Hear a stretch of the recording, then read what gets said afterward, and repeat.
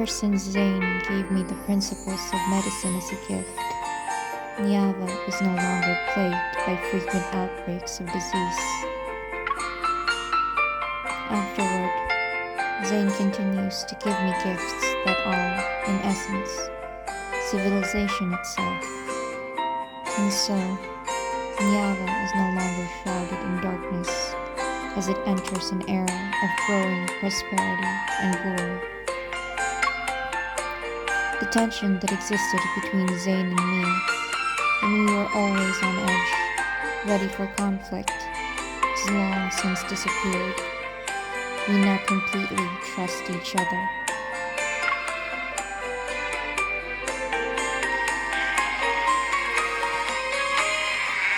Stars shine in the night sky, and moonlight gently bathes the quiet streets.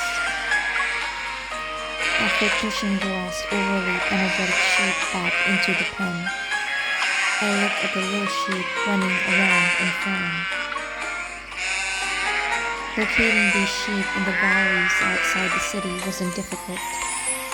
The troublesome part is, by the time we finish shearing all the wool, the mower will have arrived. I should have asked Zayne for his assistance.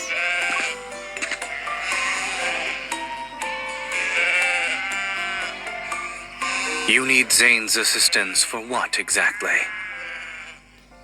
Why are you...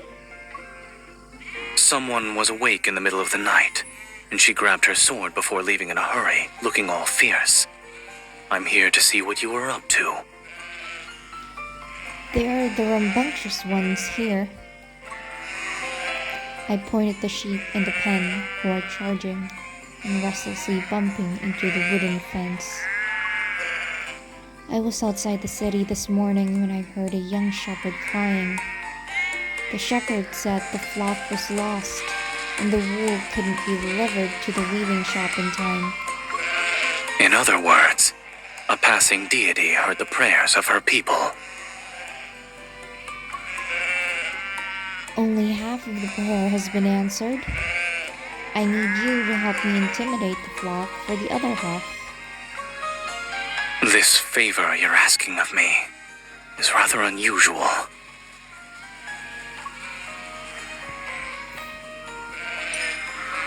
I move behind Zayne and push him closer to the pen.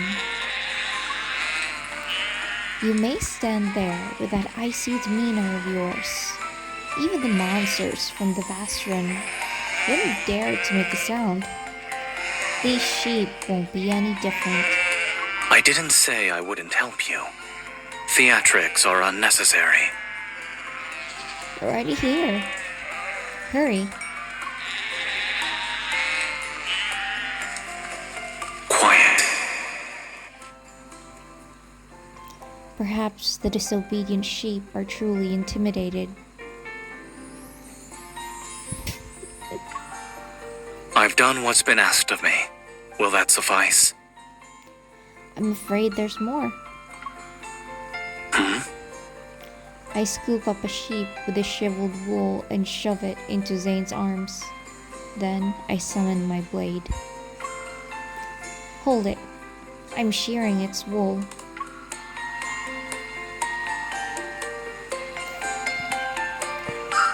The sword reflects the dawn's faint light. Night has disappeared in the blink of an eye, and Zayne skillfully scoops up the sheep at his feet. This is the last one.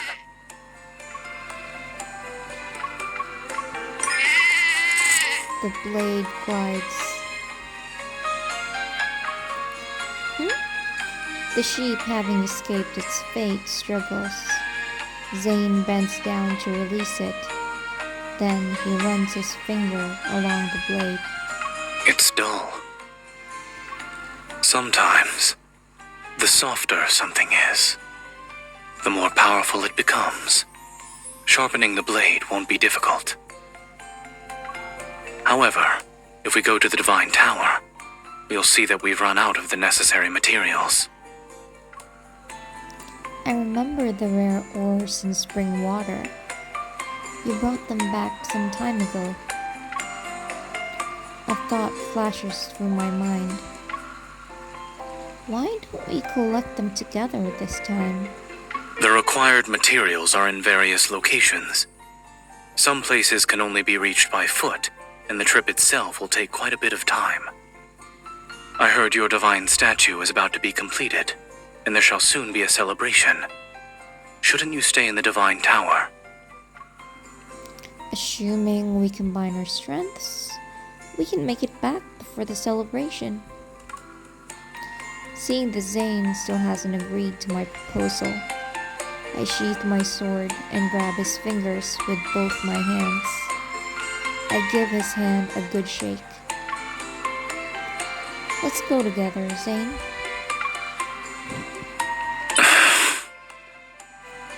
Let's go together.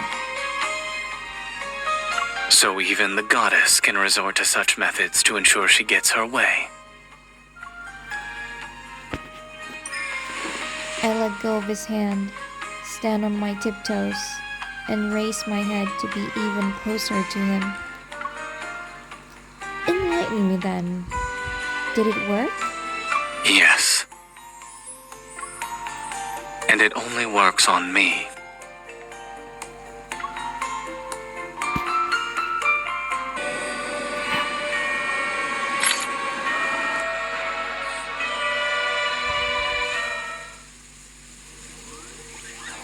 Rare and precious minerals are essential for whetting my sword.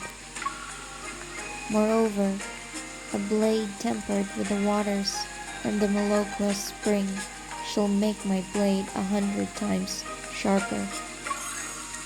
The Malokwa spring lies deep within a hidden, lush forest, and it takes us several days to reach it.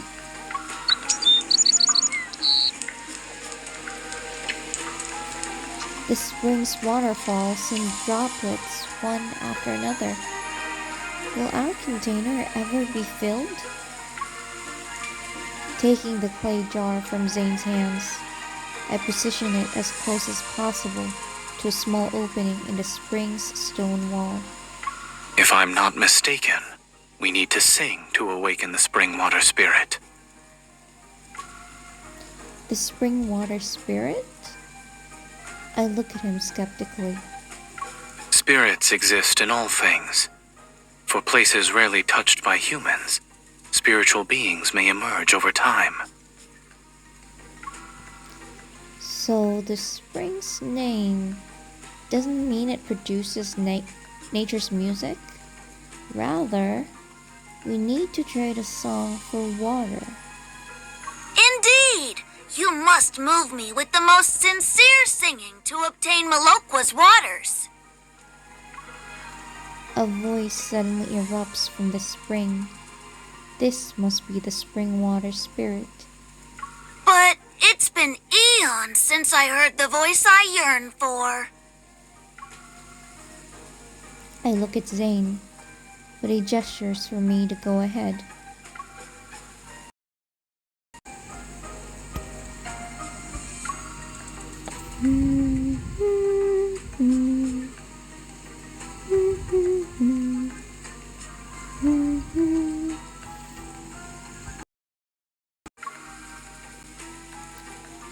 What do you think? I gave it my all. The spring water spirit clicks its tongue. It was pleasant, yes, but I still miss that time from long, long ago. The voice was deep, yet full of spirit. The song I just heard lacked that feeling. Deep yet full of spirit? Zayne, you... I already know what you're going to say. But he doesn't sing. So, I decided to use the same trick that worked a few days ago. Zayne... Stop that. I'll sing. La la la la la la la la La la la la la la. Zayne stops humming, and our surroundings fall silent. A moment passes. Then the stingy spring surges forth with clear water. Yes! That's the voice I've longed to hear! The spring water that had been trickling just moments before now flows endlessly. The clay jar is filled, and a question surfaces in my mind. Since the voice the spring water spirit heard was yours, why didn't you sing first, Zayne? I bend down and splash the spring water at him. Zayne, you did that on purpose. I never heard the goddess of Niava sing before. I should thank the spring water spirit for letting me hear it today.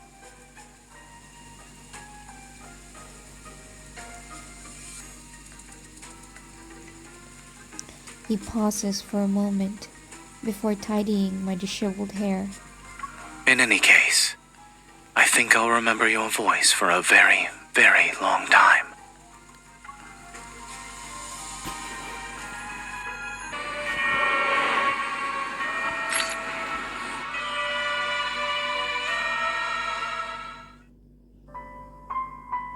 My journey with Zayne comes to an end, and we return to the Divine Tower.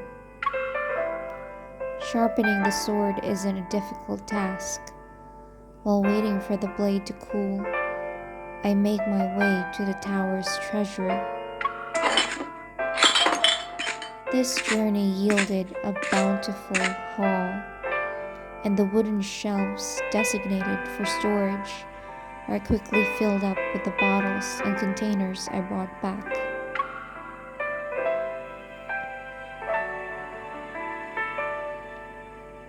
Once your sword is sharpened, the first thing you usually do is inspect it. Why are you hiding in here now? I'm organizing the treasures we brought back. Zayne's gaze follows my hand as I gesture to the dazzling array of items on the shelves. Why are the date pits here? We could plant them in the garden on the top floor. When they bear fruit, we can make our own pickled dates. Remembering those cloyingly sweet dates that could slay a god, I wave my hands frantically. Planting them is fine, but you can enjoy all the pickled dates, my lord. He picks up an intricately patterned small bottle from the shelf. A rich fragrance emanates from within it. You even brought back the love spice the merchant gave you. I thought we no longer needed these sorts of objects. Oh, well, perhaps there will be a day when our feelings fade and we go our separate. Would you allow that to happen? Of course not. The meaning of this spice is purely symbolic.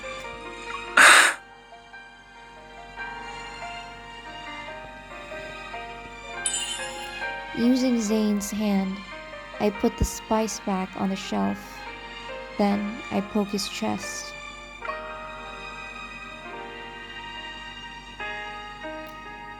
Zayne, our journey together. Don't tell me it lacked beautiful memories that are worth keeping. After thinking for a moment, I add more to my statement. Especially since they involve you and me. Follow me.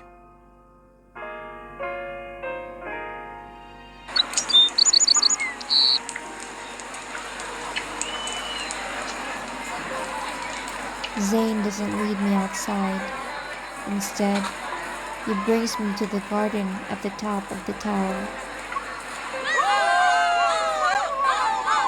The sunset playfully paints over the city gates lapis lazuli glaze. The evening breeze caresses Zayne's brow and eyes. Although he senses my gaze, he doesn't look at me. Didn't you ask if I had kept any memories from this journey?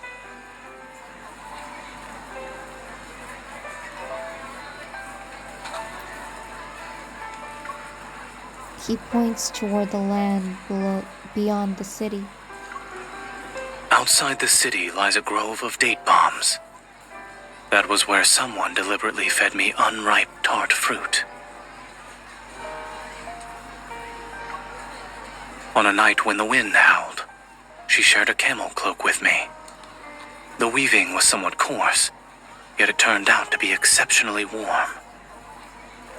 In a remote village's marketplace, she was willing to bestow her greatest blessings upon the fake talismans in the villagers' hands.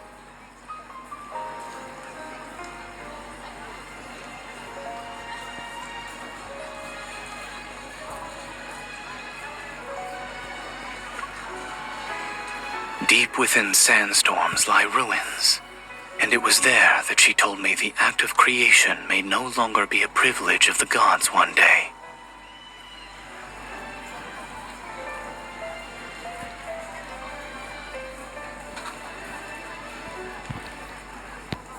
Zayne lowers his arm.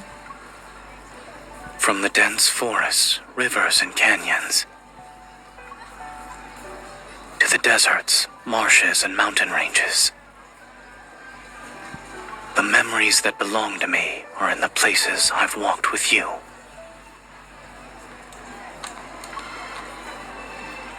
Then promise me that in the future, you shall walk through even more places with me.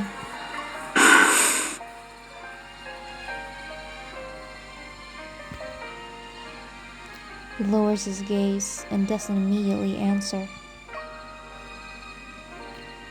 When we carved our names on the destiny stone, you promised you'd make every one of my wishes come true. I promise.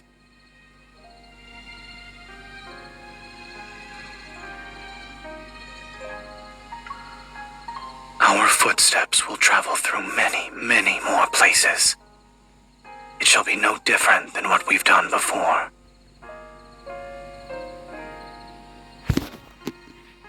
The night softly colors Zayne's expression and makes it gentle. Hearing his promise, my unease from waiting to hear his answer disappears. There is one memory you missed. Oh? Shouldn't you remember the night we spent shearing wool in the city? It's the beginning of our journey.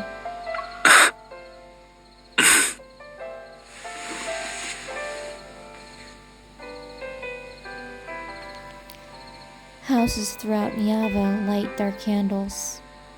Each speck of light is like scattered starlight floating on the Ortama and Ingrar. As I'm pulled into Zayne's embrace, a poet's familiar chanting drifts in the distance.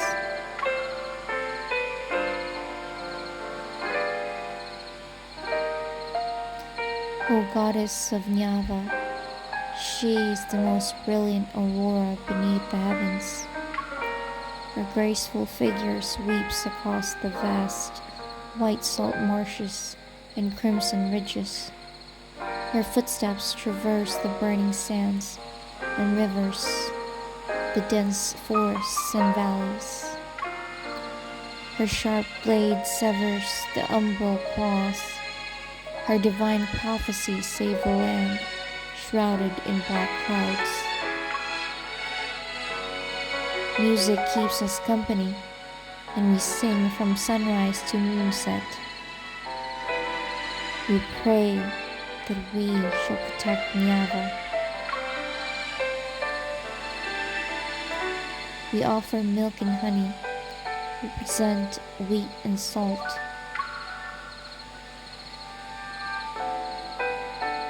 May she protect Niava for all eternity.